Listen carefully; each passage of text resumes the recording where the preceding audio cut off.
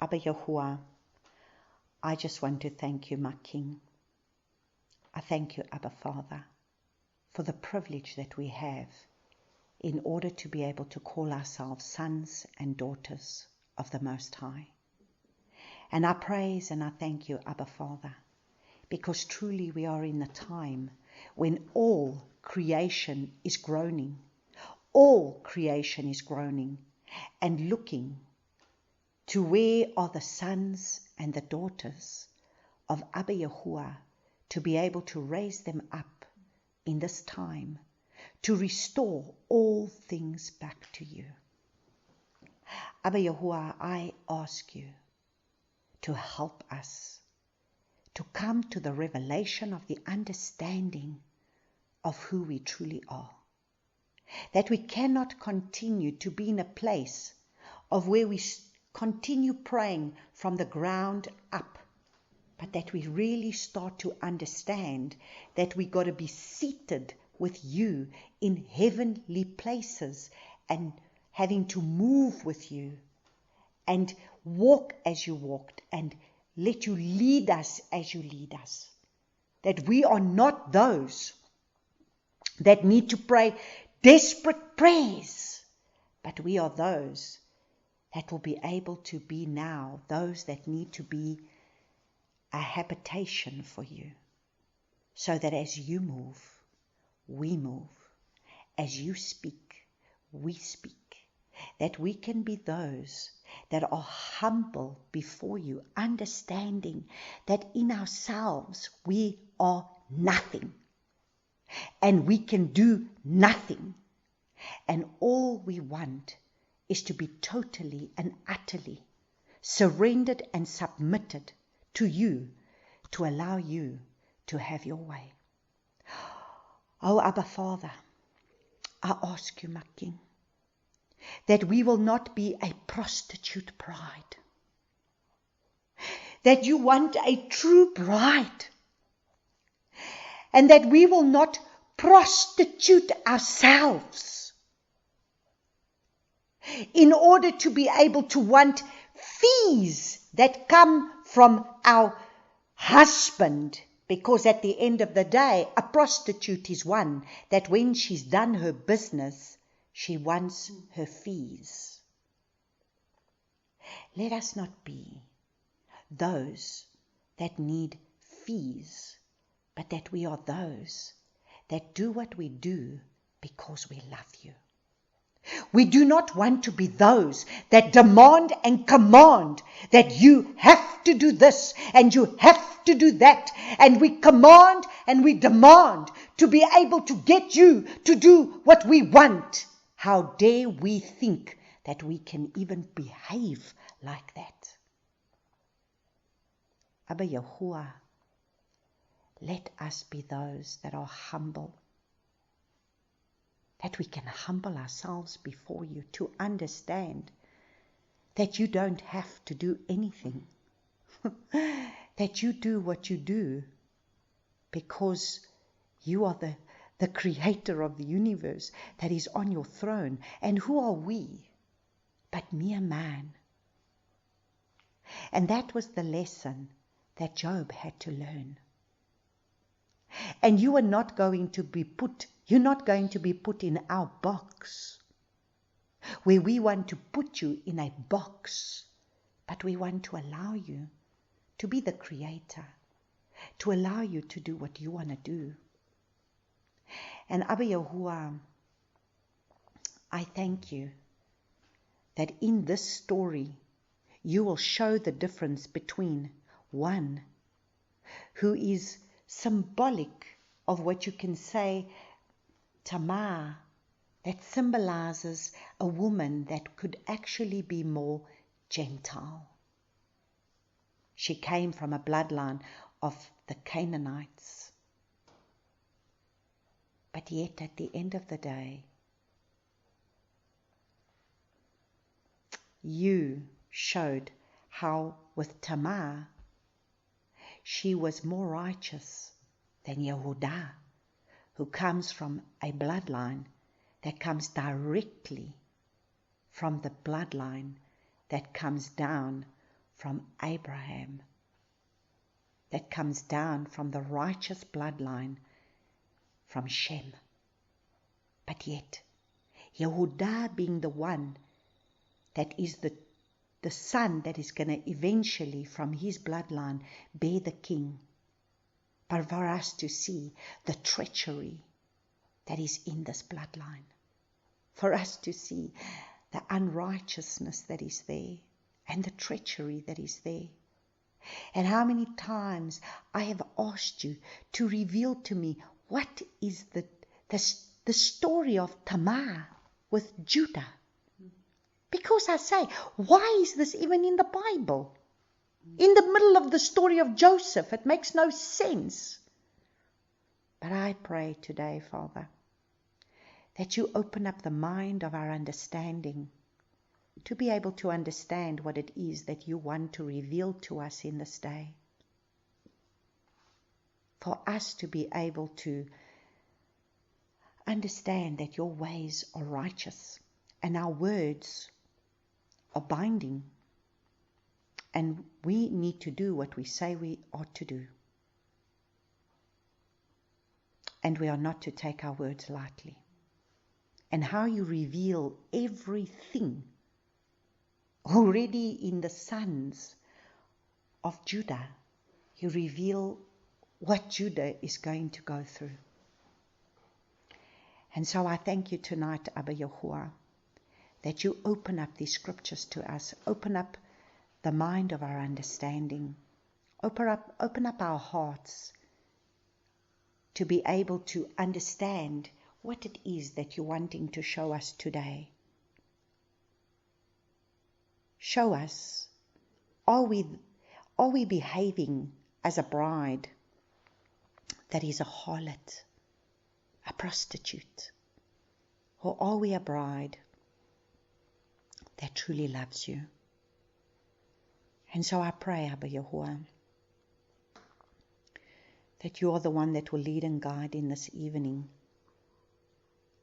May you open up my mouth to speak forth your words in this time. In Yeshua's name I pray this. Amen. Amen. And so we are going to look at this story tonight. Like I said, that is in the middle of this Bible that doesn't always make sense of why it's there. But before we start, let us just recap a little bit over last week for us to understand exactly what has happened here with Joseph. And we see, just like the spirit of Cain, that there was a jealousy upon the brothers, Joseph's brothers, towards his brother. And they wanted to kill him. And we had a look and we saw that they throw him in a pit and they are jealous. They have enmity towards him. They are angry with their brother. They have taken offense because of him opening his mouth and sharing with them dreams that he had. And so they throw him in a pit. And here we see that the oldest brother, Reuben, which means behold a son. There was going to be behold a son, Yeshua, that was going to come. And it's interesting that it's the oldest brother, because really the oldest brother wanted to look out after Joseph. He wanted to protect Joseph. He comes to his rescue and tells them not to kill him. And we see evil. We see here what happens when people come together. Remember with the Tower of Babel, when they all came into unity together, when here sits Nimrod and gives them a plan, and when there's many that are planning together, what is the evil that can come out of that? Because the brothers come together, and now 10 of them are coming together. One is standing up for Joseph.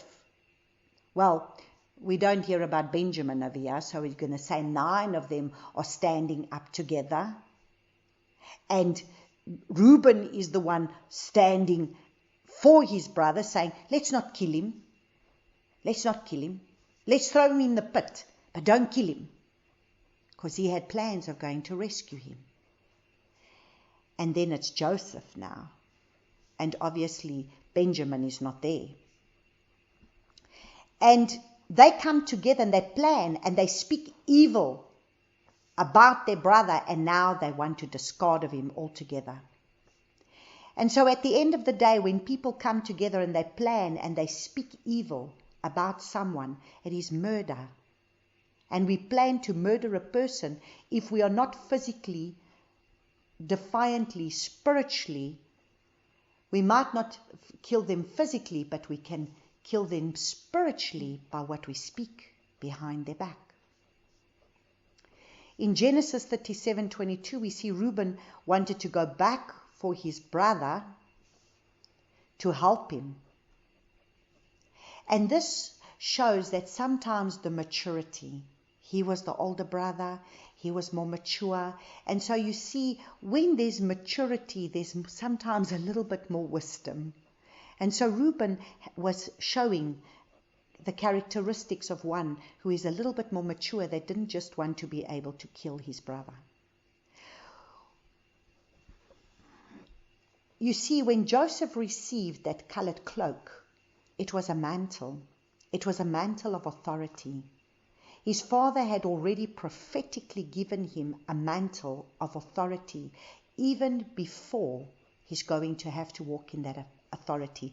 He is going to receive the mantle that's going to come down from his father, specifically in the prophetic, where his father was also a man that was able to see dreams.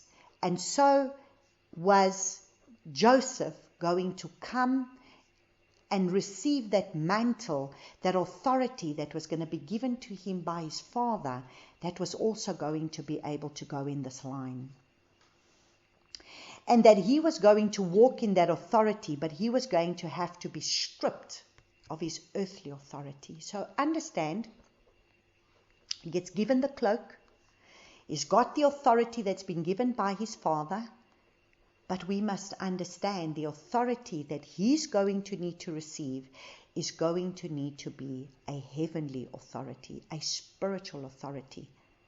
And that's going to come from the Father. So he had to strip him, and he gets thrown in a pit, which is what I always say, it's a prophet in training. He gets thrown in that pit, and he gets stripped of his authority. He gets stripped, he gets humiliated. And so many times when a father is going to raise up a prophet, and the prophet many times gets many prophetic words of how he's going to walk in authority and how Father gives him authority and how he's to walk in this authority. But before he can, he's going to have to be stripped. Because you see, there's nothing worse than an arrogant, prideful prophet.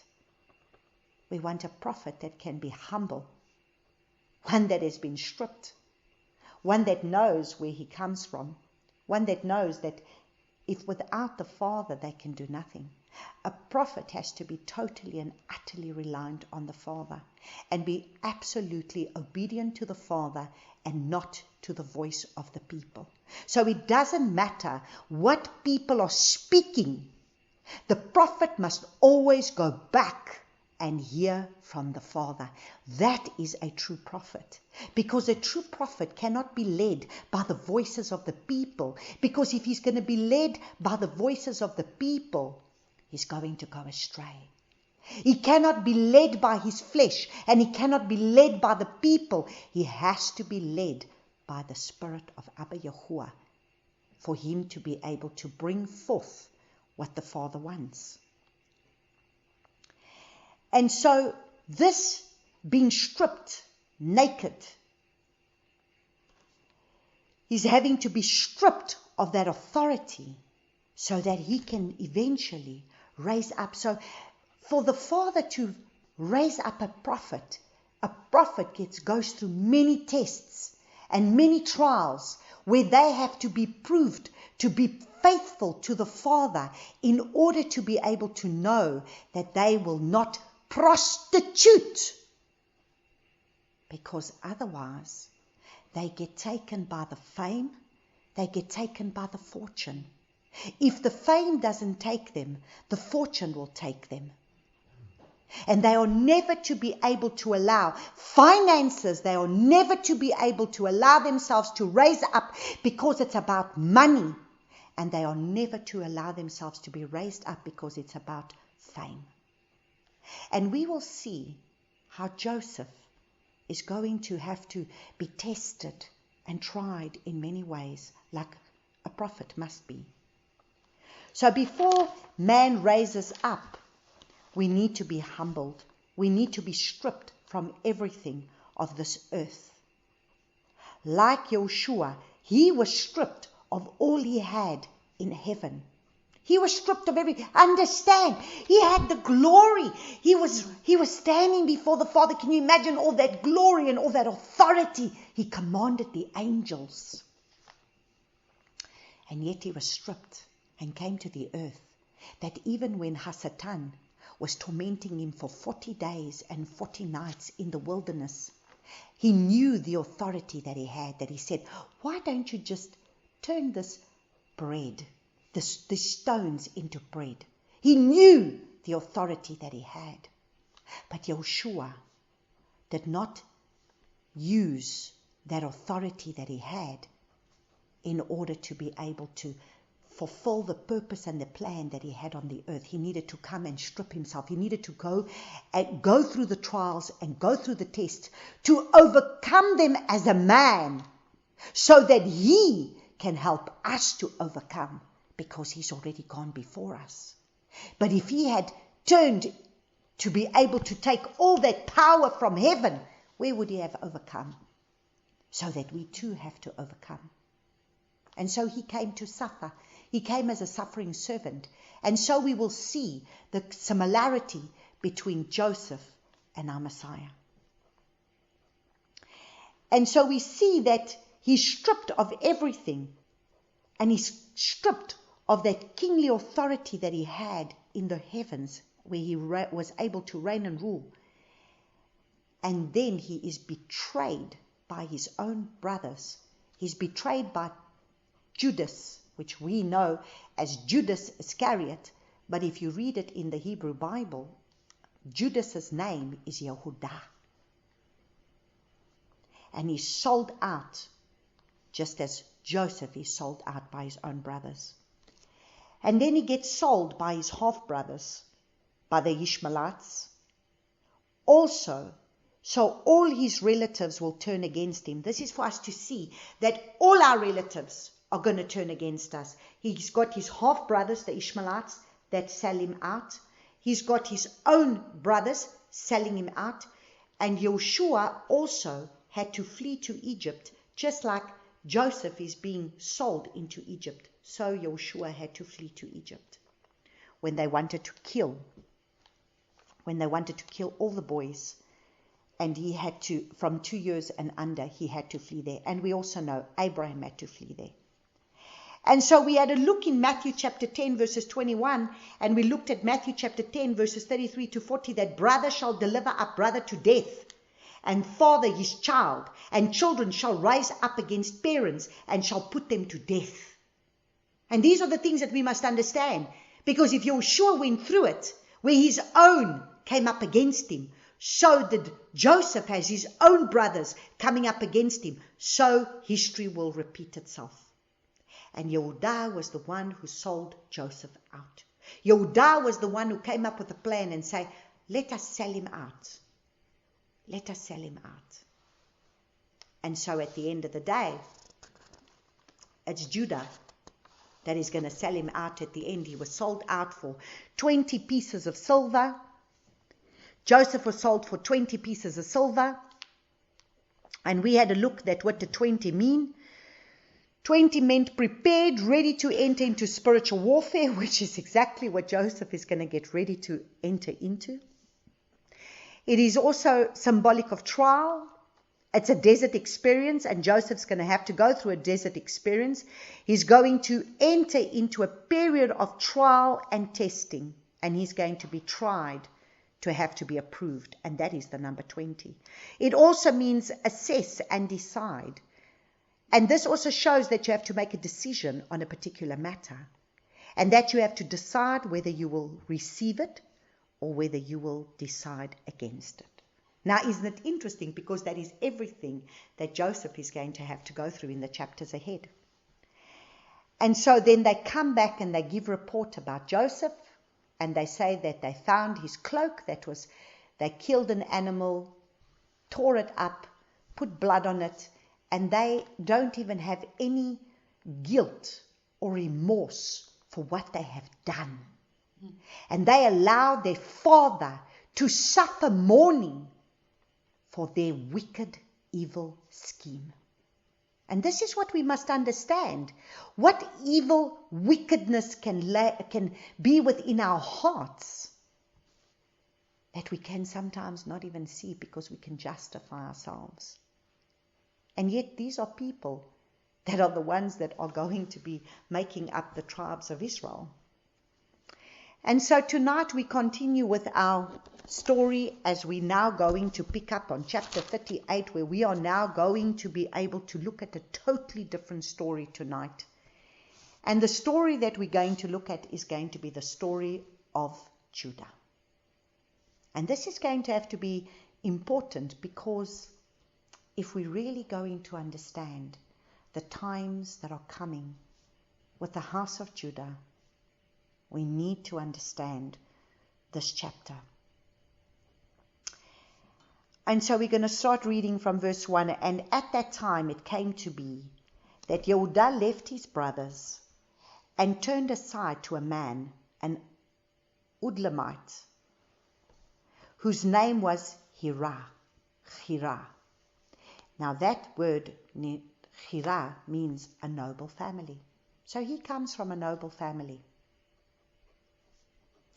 But what was he? Yehudah saw there a daughter of a certain Canaanite whose name was Shuvah. And he took her and went into her. Now, what does Yehudah do? What kind of a wife is he taking? He breaks away from his family, takes a wife, but what does he do? Again, he goes and mixes with a Canaanite tribe. So she conceived and bore a son, and he called his name Er. Now, the name Er means awake, watchful. We're going to have to understand these names, because this is going to be interesting for Yehudah. It means aware, it means awake, and it means watchful. And she conceived again and bore a son, and she called his name Onan. Onan means strong and vigorous. And she conceived yet again and bore a son, and called his name Shelah. And he was at Kezeb when she bore him. Okay, now that name, Shelah, the third child, means a petition, a request, a demand, a thing asked for. False. And then Chezeb, they came to a place called Hezeb. And that place, Kezeb, means false, to tell a lie, proven to be lying. That is what that word Chezeb means. And Yehudah took a wife for Er, his firstborn, and her name was Tamar. Now we know the name Tamar. Tamar is a palm tree, a date tree. And it means to be erect. It means to be upright. So if you look at a palm tree symbolizes it's tall and it stands. It's able to bend with the wind, but it doesn't break. It stands upright. And palm trees normally symbolize righteous, stands tall, it's righteous. Because it means upright. And that is what Tamar's name means. But Yehudah's firstborn, was evil in the eyes of Yahuwah, and Yahuwah took his life. Now, can you imagine? Can you imagine that this man, how evil must he have been for the father to take his life? Where have you read in the Bible that someone is evil, that the father actually just takes his life because he's evil? So how evil must he have been for the father to just decide to take his life? So I say to you, do you think the Father will continue to allow wickedness to continue, that there will be no judgment upon the earth because he's a loving El? This is the son of Yehudah, who is going to be in the bloodline of Messiah. But Father wasn't going to stand for this wicked man, and so he removed him.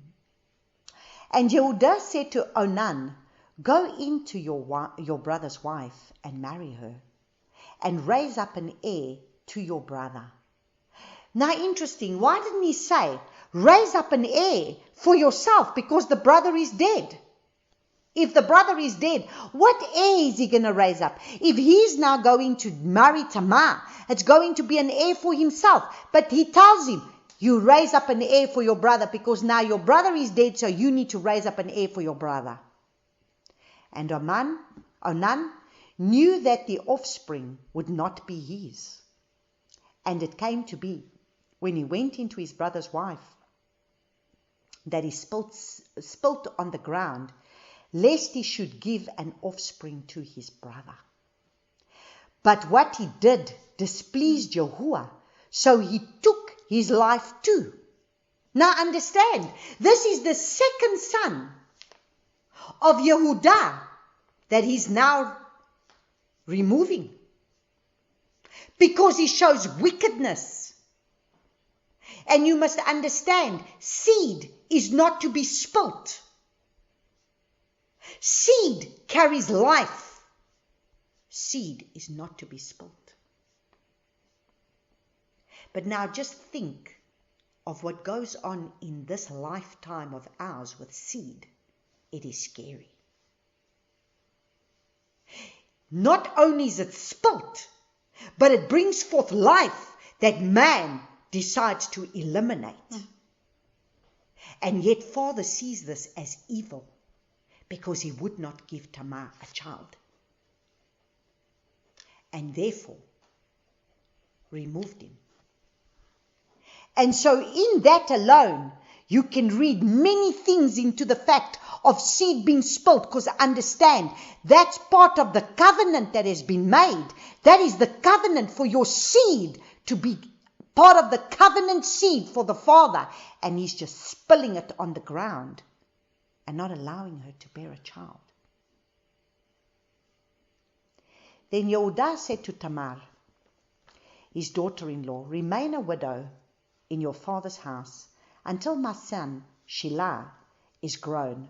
For he said, lest he also die as his brothers did. And Tamar went and dwelt in his father's house, in her father's house. So now he gives her a promise. Well, he tells her, he gives her a word, and he says, go back to your father's house, wait until my son, because that was according to the Torah.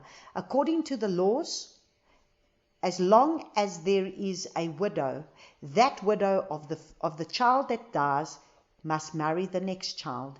And so if that child dies, she must marry the next child. And so the father's thinking, there must be something wrong with this woman. I don't want to have to give this woman now to my third child. And after a long time, the daughter of Sheva, Yehudah's wife, died. And Yehudah was comforted and went up to his sheep shearers at Timnah, he and his friend Hirah and the Adulamite. And it was reported to Tamar, saying, see, your father-in-law is going up to Timnah to shear his sheep. And she took off her widow's garments and covered herself with a veil and wrapped herself and set at the entrance to Enayim, which was on the way to Timnah, for she saw that Shelah was grown, and she was not given to him as a wife. So now understand, she's looking at this and she's saying, my father-in-law has got his son that's fully grown up. I am still sitting over here, a widow, and yet he has not given me his son. So what does she do? Now we're going to see what she does. She's now going to be able to cover herself, and she's going to dress herself as what? A prostitute. And Yehudah saw her and reckoned her for a whore, for she had covered her face.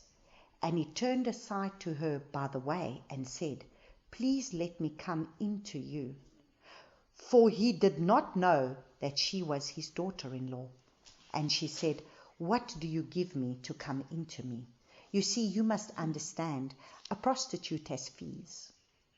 There's always fees. See, prostitution is a business. It's a business. You do what you do for money. So there's always fees that are involved. So understand, the people that are making a business out of Father's kingdom are prostituting themselves because they make a business out of it to make money. And so if it's all about money, you are a prostitute. And he turned aside to her by the way and said, please, let me come into you. For he did not know that she was his daughter-in-law. And she said, what do you give me to come into me? And he said, let me send you a young goat from the flock. And she said, you give me a pledge until you send it. So now she's clever, because she's saying, well, what is he going to give me? He doesn't have anything with him. I need to know that I've got collateral. So she wants a pledge, collateral. And she said, and he said, what pledge shall I give you? And she said, your seal, your cord, your staff that is in your hand. And he gave them to her and went into her, and she conceived by him. Now we must understand that the ring, what does the seal mean? The seal is a ring. What does this ring symbolize? So what is she taking? She's taking the ring, a seal. That is what's symbolic of the covenant and the authority. The child that she was going to have to bear, interesting enough, father is going to use from her bloodline of Tamar with Yehudah, the bloodline that's going to come from Yehoshua. So that ring that Yehudah gives, because Yehudah is going to be a tribe that's going to raise up, that's going to bring forth King David, that is going to bring forth Messiah Yehoshua.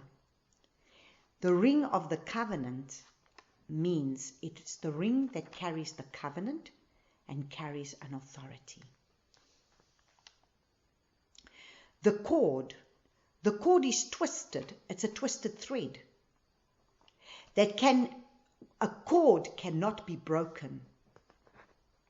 A cord binds and fastens. So we must understand that from this tribe is going to come forth a Messiah that is going to be able to fasten us to him. One that's going to reinstate the covenant. One that's going to bring us the authority. One that's going to bind us to him. The cords of love that cannot be broken. Those cords, when the cords are together, remember the cords that were also put, those tzitzits is like cords that was put on the four corners, that's symbolic of the commands of the covenant. The staff. What does the staff symbolize? The staff symbolizes the rod, the branch, a staff. What is that? That is to judge, to rule, and to guide. A staff, a rod, also symbolizes spiritual guidance, and it's symbolic of leadership. So you see, this tribe of Yehudah was to raise up, to be able to bring forth Father's covenant, to be able to bring forth Father's authority, to be able to fasten people in cords, to bring them into unity in cords that are not going to be able to be broken from this covenant. They are to be able to be one that needs to raise up is as a judge, to rule, to guide, and to bring spiritual guidance and symbolic of leadership. They should be the leaders, leading. And this is everything that we see here of what she asks for the pledge. Interesting. This is the pledge that she receives, and this is going to be the pledge that's going to have to stand for her to be able to then bear a child that's going to be able to bear the bloodline that's going to stand for this pledge. We continue to read. And she arose and went away, and removed her veil, and put on garments of a widowhood. And Yehudah sent the young goat by the hand of his friend, a Dulamite, to receive his pledge from the woman's hand, but he did not find her. And he asked the men of that place, saying, Where is the cult prostitute, who was beside the way on to Enaim? And they said, There was no cult prostitute in this place. And he returned to Yehudah and said, I have not found her. And the men of that place also said, There was no cult prostitute in this place. And Yehudah said, Let her take them for himself, lest we become despised, for I sent this young goat, and you have not found her. And it came to be about 3 new moons after that Yehudah was informed, saying, Tamar, your daughter-in-law, has whored. And see, she has conceived by whoring. And Yehudah said, Bring her out and let her be burnt. So now we're going to have to understand. You see, we need to look at this Yehudah, because at the end of the day, who was the one who whored at the end of the day? Who was the one that went to take a whore? Who? Why did Yehudah take a whore? Why? Should he not have been a righteous man? If he was to want to remarry, he could have found another wife and gone and married again. But why take a prostitute? Now I say to you today that this curse of what Yehudah did is still upon the tribe of Judah today. Because a lot, I'm not going to say all, but especially among the Hasidic Jews, and especially amongst the Jews in the land, and especially if you read the Talmudic writings, it's quite okay for a Jew to be able to take a prostitute and sleep with a prostitute because she's the goyim. She's a nothing. She's a rubbish. So she's okay to be prostituted with. And let me tell you, many times those women that sit at that what we call a Western Wall, which we call a Wailing Wall. Why do we call it a Wailing Wall? Because many of those women sit at that wall and they wail and they weep and they cry out to Yahuwah for what many of them go through at the hand of those men. Because many of them get treated in a way that you do not understand. And unless you really watch some of the programs that you understand what those women, especially the ultra-Orthodox, especially amongst the ultra-Orthodox, they are the worst.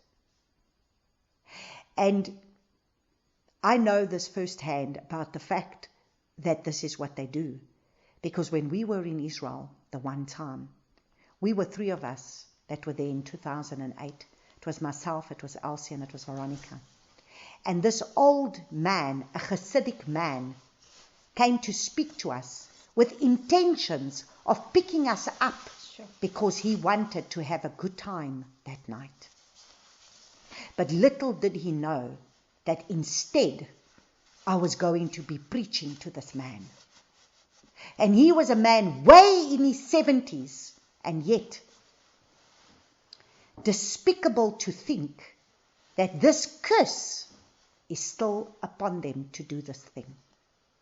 And he thought, well, these women are going, so it's okay for me to do this. He could have had a wife at home, grandchildren, great-grandchildren, because especially with them, they start having children very young, so he's got great-grandchildren.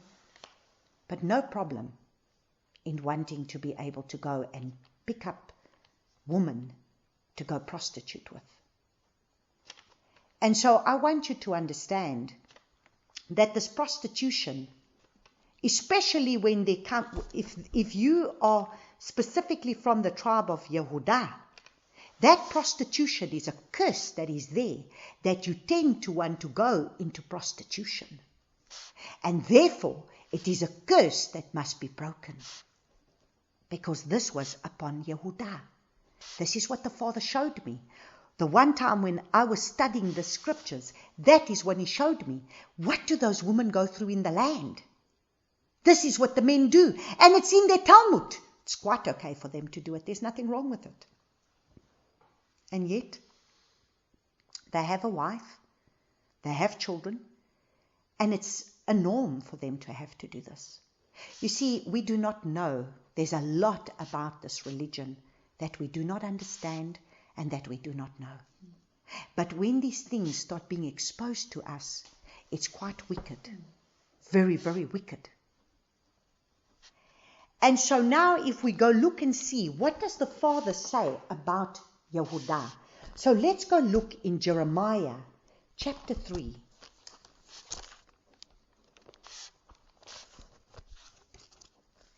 In Jeremiah chapter 3, we see what the Father says about treacherous Yehudah.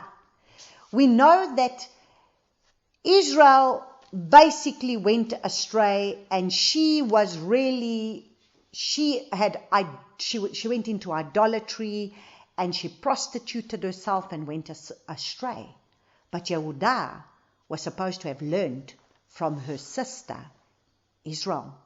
So listen to what he says in Jeremiah chapter 3 from verse 6. And he says, and Yahuwah said to me, in the days of Yoshiyahu the sovereign, have you seen what backsliding Israel has done? She has gone up on every mountain and under every green tree, and there committed whoring. So you see, just like it was now with Tamar, she knew exactly where to stand. These prostitutes know exactly where to stand. The men know the brothel places of where these prostitutes stand, and in the way that they stand, that they know that they are prostitutes to pick them up. And after she had done all these, I said, return to me. But she did not return. And her treacherous sister Yehudah saw it. So Yehudah saw what treacherous Israel did to Abba Yahuwah, who gave her a certificate of divorce because of the fact of what she did. And I saw that for all the causes for which backsliding Israel had committed adultery, I had put her away and given her a certificate of divorce. Yet her treacherous sister Yehudah did not fear, but went and committed whoring too. So you must understand that even Yehudah, the faithful tribe, the one by which the Messiah is going to come through, she too committed whoring. And what does the Father say about her? Because you see, Israel, he divorced her. She went totally astray. The tribes got lost. But what has happened with Yehudah? What has happened with the tribe of Judah? The faithful one. The ones that were supposed to have stayed faithful to the Father. What is he saying? Even though and it came to be that through her frivolous whoring, that she defiled the land and committed adultery with stones and wood. And yet, for all this, her treacherous sister Yehudah has not turned to me with all her heart, but falsely, declares Yahuwah. So I ask you, has Yehudah truly returned fully to the Father with all her heart? Is she truly serving the Father with all her heart that we can say today? Or is it all just, again, it's an outward manifestation? Because those people are religious. So with the outward manifestation, they serve him. But are their hearts really for him? There's always a remnant. We must remember there's a remnant. And that is why there's great judgment coming upon that nation. And Yahuwah said to me, backsliding Israel has shown herself more righteous than treacherous Yehudah. Imagine. He is actually saying that this backsliding Israel that's totally gone astray is more righteous than her treacherous brother Yehudah, than her treacherous sister Yehudah. And go and proclaim these words towards the north and say, return, O backsliding Israel, declares Yahuwah. I shall not look on you in displeasure, for I am lovingly committed, declares Yahuwah, and I do not bear a grudge forever. And so praise the Father. This is prophetically what is happening right now. This backsliding, prostituting Israel that went astray. This backsliding Israel that went astray is now waking up. And through Messiah Yeshua that she has received, she's returning back to Abba Yahuwah and his ways. But what is happening to Yehudah? They haven't received Yeshua Messiah. So how do they fully return back to him? And how do they change their wicked hearts unless through Yeshua? Only by the power of the Ruach HaKodesh can he change our wicked hearts. Because he needs to work it in us, both to will and to do his good pleasure, because our works of our flesh are nothing. And this is the thing. They try and do their works. Their righteous works is by all the works that they do. But yet at the end of the day, the core of their heart will still be wicked. And so look what he says. Go and proclaim these words towards the north and say, return, O backsliding Israel, declares Yahuwah. I shall not look on you in displeasure, for I am lovingly committed. So you see, that's why he went to speak to the house of Israel, and that's why the house of Israel is now returning. Only acknowledge your crookedness. So see, what does the Father expect us to do? Humble before him and acknowledge our crookedness, because you have transgressed against Yahuwah your Lua, and have scattered your ways to strangers under every green tree, and you have not obeyed my voice, declares Yahuwah.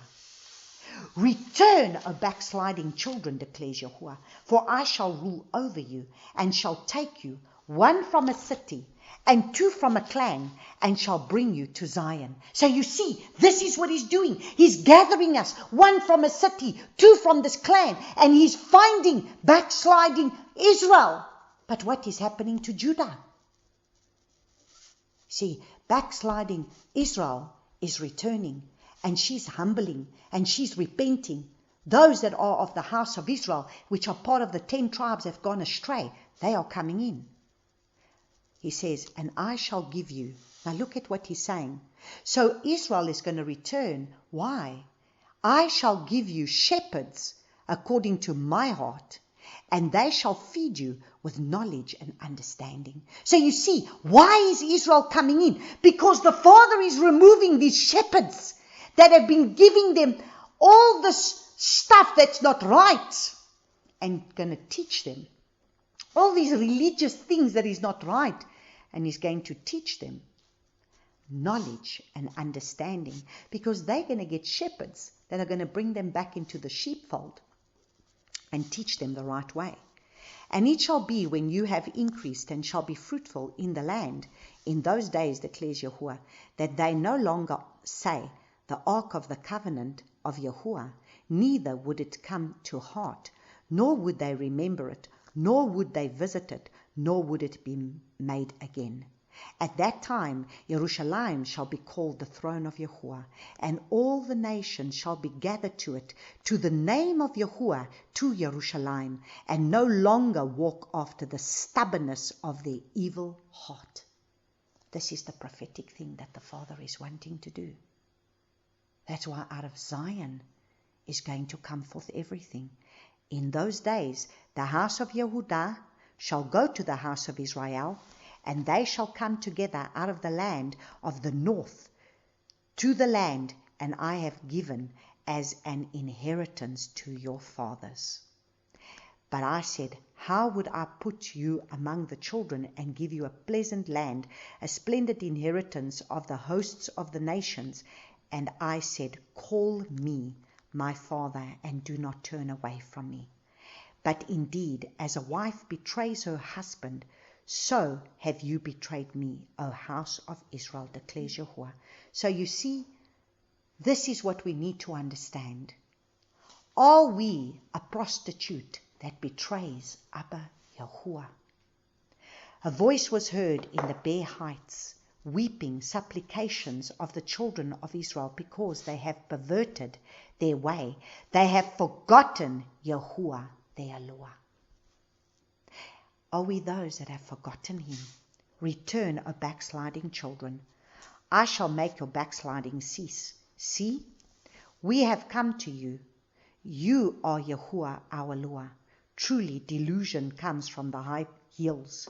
The noisy throng on the mountains, truly it is Yahuwah, our Eloah, is the deliverance of Israel.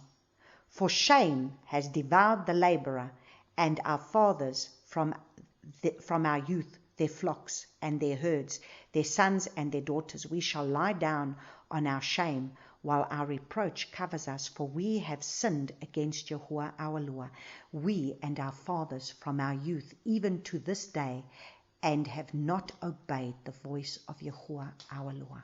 So you see, what is the Father saying? He wants a people that can return and will not be prostituting him anymore on the high places, chasing after their religious ways, chasing after all these things, chasing after everything that only his hand has to give, but not him, not a relationship with him. And so we see here, Judah is behaving as a treacherous man who has gone to have to, he gave his word to his daughter-in-law, did not stand by the word, and now what does he do? When it comes for him to be able to pay her, to give her his son, he does not, but she goes and she tricks him. So we continue as we finish the story. And he returned to Yehudah. And then Yehudah sees that now she's fallen pregnant, and he says, bring her out and let her be burnt. When she was brought out, she sent to her father-in-law, saying, by the man to whom these belong, I am pregnant. And she said, please examine whose these are, the seal, the cord, and the staff. And Yehudah examined and said, she has been more righteous than I, because I did not give her to Shelah, my son, and he never knew her again. And it came to be at the time for giving birth that twins were in her womb. And it came to be when she was giving birth that one put out his hand, and the midwife took a scarlet thread and bound it on his hand, saying, this one came out first. And it came to be, as he drew back his hand, that his brother came out. And she said, how did you break through? And breach be upon you. So his name was Peretz. And so from where does the bloodline of David come? Peretz. And after his brother came out and had the scarlet thread on his hand, so his name was Zerah. And so here we see the story of what the Father was revealing here in terms of the fact that He did not allow the bloodline to come from His union with the Canaanite woman, but allowed the union that came from the bloodline of Tamar because she was righteous. Father saw, just like Ruth. Ruth was a Moabite, but in her blood there was righteousness. So the same as this woman, this Tamar, showed in herself to be righteous. And you would think, this is not right what she did. This is deceptive. But let's go back and see. What was the names that we saw? Hirah means noble family. Okay, so he bore a son, awake, watchful. So what should Judah have been? He should have been awake. He should have been watchful. What does Onan mean? Onan means strong and vigorous. He should have been strong in his flesh. He should have been strong in his flesh. He should not have given in to being able to become this man taken over by the flesh. He needed to be strong. He needed to be awake. He needed to be watchful. He needed to be awake and watchful to what Father wanted to do. But instead, he was not. He should have been strong. He should have kept by his word. He should have been strong in not giving in to the work of his flesh. And what happens? By the time we get to Shelah, it's a petition, a request, a demand, things asked for. This is the pledge that then comes from her. She requires a pledge from him. And that is Shelah. Because you see, the child was supposed to have been born from Shelah. But because it didn't come from Shelah, he's the one who's going to give the pledge. And this was in a place called Chazeb. And what happened in Chazeb? Where the children were born was in Chazeb. Let's just look and see what was in Chazeb. It says, and she conceived yet again, and bore a child, and called his name Shelah. And he was at Chazeb when she bore him. So Shelah was in Chazeb. And what was going to come? Because Shelah was supposed to have been the promised son that was supposed to have brought forth this child. In the place where it was false. There was a lie proven to be lying. So falsehood comes out of everything of what happened there. She had to put on a lie. She had to put on falsehood to bring forth a child that was supposed to have been the child that was supposed to have come from Shelah.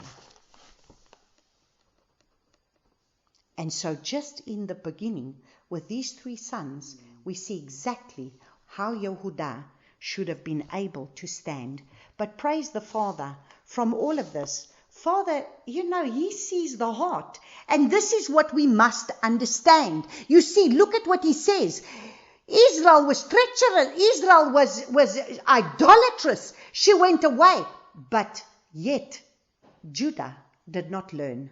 She was even more treacherous than her sister. Yet, he didn't put away Yehudah. He didn't put away sister Judah, but he put away Israel. But as Yeshua died, resurrected, he goes now, because there's been death. When there's death, when one dies, then the marriage covenant is now annulled. The covenant is no longer there because the covenant is annulled by death. The fact that Yeshua died, resurrected, now he's able to come and take back Israel. And that's why Yeshua, what did he say? I came for the lost tribes of the house of Israel. And now he's gathering them, one here, one there, and he's gathering them back to him. Why? Because they're not going to be a bride that is going to be treacherous and idolatrous and a prostitute.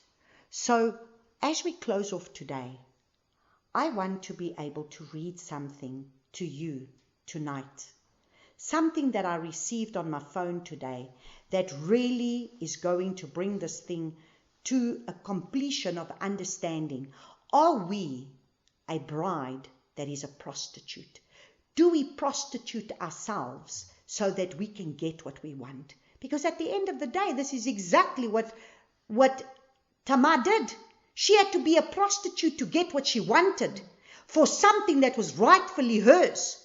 Something that was rightfully supposed to be hers. She had to prostitute herself for it. So I want to read you a story tonight for us to be able to see. I received this. I was reading this morning, and it's just amazing because this story, I had to read it this morning because it had to be part of what I was going to read tonight. And it says, are we a lover or a prostitute? This question changed my life, and this is a story by David Reiser. A number of years ago, I had the privilege to teach at a school of ministry. My students were hungry for Yahuwah, and I was constantly searching for ways to challenge them to fall more in love with Messiah Yeshua and to become voices for revival in the church. I came across a quote attributed most often to Reverend Sam Pascoa. It is a short version of the history of Christianity, and it goes like this. Christianity started in Palestine as a fellowship. So you see, it was supposed to have been a fellowship. It started as a fellowship. We were supposed to be able to have fellowship with the Father, fellowship with each other. It moved to Greece and it became a philosophy. It moved to Italy and it became an institution. It moved to Europe and it became a culture. It came to America and it became an enterprise. Some of the students were only 18 or 19 years old, and I wanted them to understand and appreciate the importance of the last line. So I clarified it by adding, an enterprise, that's a business. After a few moments, Martha, the youngest student in the class, raised her hand, and I could not imagine what her question might be. I thought the little vignette was self-explanatory and that I had performed it brilliantly. Nevertheless, I acknowledge Martha raised her hand. Yes, Martha, she asked such a simple question. A business? But isn't it supposed to be a body? So understand, the church is supposed to be a body. We are supposed to be the body that carries the presence of the Father. A business, but isn't supposed to be a body? I couldn't envision where this line of questioning was going, and the only response I could think was yes, she continued. But when a body becomes a business, isn't that a prostitute? Wow. The room went dead silent. For several seconds, no one moved or spoke. We were stunned, afraid to make a sound, because the presence of Yahuwah had flooded into the room, and we knew we were on holy ground. Yahuwah had taken over the class. Martha's question changed my life. For 6 months, I thought about her question, at least once every day. When a body becomes a business, isn't that a prostitute? There is only one answer to her question. The answer is yes. The American church, and I will say not just the American church, most of the church of what we see today, tragically, is heavily polluted by people who do not love Allah. How can we love Him? We don't even know Him. And I mean, really know Him. What does it mean to perceive, recognize? What does it mean to know Him? I put this in, I'm saying. What does it mean to know Him? To perceive, recognize, understand, become acquainted with Him as a husband and a wife. To know Him is to keep His commands. To really know Him. I stand by my statement that I believe that most American Christians do not know Yahuwah, much less love Him. The root of this condition originates in how we came to Yahuwah. Most of us came to Him because of what we were told he would do for us. We were promised that he would bless us in life and take us to heaven after death. We married him for his money. I wouldn't just say it's for his money. I'd say we married him so that he could give us what we want. Answer all our little prayers for all the little things that we want. So we married him for his money. And we don't care if he lives or dies, as long as we can get his stuff. So as long as we can get the inheritance that comes when we die. We have made the kingdom of Yahuwah into a business, merchandising his anointing. Father have mercy. This should not be. We are commanded to love Yahuwah and are a bride, to be the bride of Messiah. That's pretty intimate stuff. We are supposed to be his lovers. How can we love someone we don't even know? And even if we do know someone, is that a guarantee that we truly love them? Are we lovers or prostitutes? I was pondering Martha's question again one day and considered the question. What's the difference between a lover and a prostitute? I realize that both do many of the same things. But a lover does what she does because she loves. A prostitute pretends to love, but only as long as you pay. You see? What did she want? What did Tamar say? I want my pledge. I did what I did because I want something from you. A prostitute pretends to love, but only as long as you pay. Then I ask the question, what would happen if Yahuwah stopped paying me? For the next several months, I allowed Yahuwah to search me, to uncover my motives for loving and serving him. Was I really a true lover of Yahuwah? What would happen if he stopped blessing me? What if he never did another thing for me? Like he challenged me. What if he were never to answer? He said to me once, what if I were never to answer another one of your prayers? Would you still love me? And this is what he says here. What if he never did another thing for me? Would I still love him? Please understand, I believe in the promises and the blessings of Yahuwah. The issue here is not whether Yahuwah blesses his children. The issue is the condition of my heart. So you see, what did the father have against Yehuda? She's even more treacherous than her sister because she worships me with her lips, but her heart is going even more astray than her sister. Her sister does it blatantly. She doesn't even try. She's already going prostituting and she's already backslidden. But Yehuda, she proclaims to know me and worship me with her lips, but through her actions and her ways, she shows me that she's actually prostituting me. So he says, the issue here is not whether Yahuwah blesses his children. The issue is the condition of my heart. Why do I serve him? Are his blessings in my life the gift of a loving father? Or are they a wage that I earned on a bribe, payment to love him?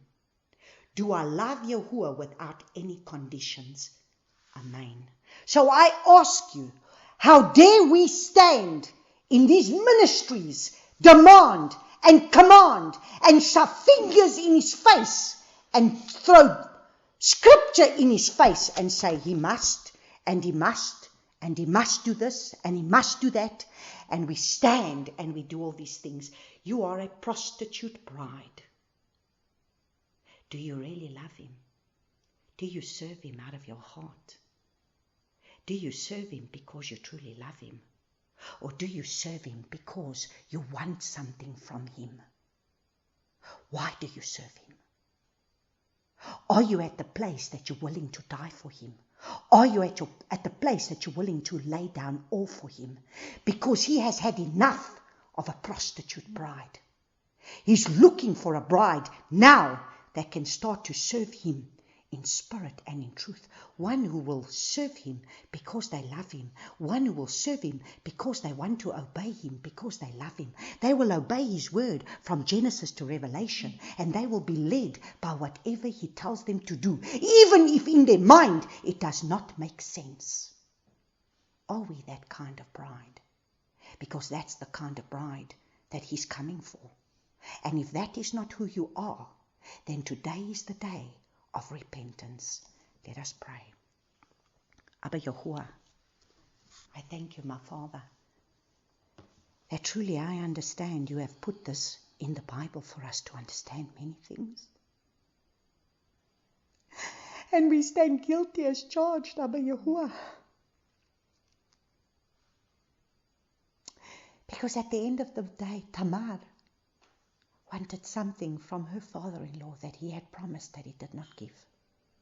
And yet, how merciful are you that you found her to be righteous in what she did, that you still blessed her. And that is why you stayed faithful yet to Judah. To this day you chose Judah to be the ones to return back to the land. But what have they done, Father? Do they really serve you because they love you? Because at the end of the day, you are raising up your bride. You are raising up your remnant. And there will be many that will come in that day and say, Yeshua, I cast out demons in your name. I prophesied in your name. I did all these mighty great things in your name. And you are going to say, I do not know you. Depart from me, you children of iniquity. You practiced lawlessness. You didn't do my Father's will. You did your own thing. You went your own way. Abba Yahuwah, I ask you, please, my Father, will you have mercy? You spoke in these scriptures in Jeremiah, where you said, prophesy to the hills, call back Israel, backsliding Israel, that she can come. And she's once again going to serve me. And Father, you are bringing back backslidden Israel to come now, being grafted in, according to Romans chapter 11. We are grafted in to that covenant that you made right in the beginning. But Father, today, I want to stand in the gap for my brother Judah, who with their mouths profess to know you, profess to serve you with all their outward manifestations, denied Messiah himself. And they are so far from you too. And I know from there you are going to gather a remnant. And so our Father, I ask you, please, will you open up their eyes and open up their ears that they may hear, that they may see. Give them shepherds that will be able to shepherd them, to bring them back, to be able to have the understanding of the scriptures, to really understand that Messiah is seen in Isaiah 53 as their Messiah. And that once they receive him, once they embrace him, he will bring them life in abundance, to open up the scriptures so that they may stop their prostitution and truly serve you. And for the church, my Father, for where the church is finding itself at the moment, that at this point in time will also boastfully be able to stand and say, we are your children, we are your bride.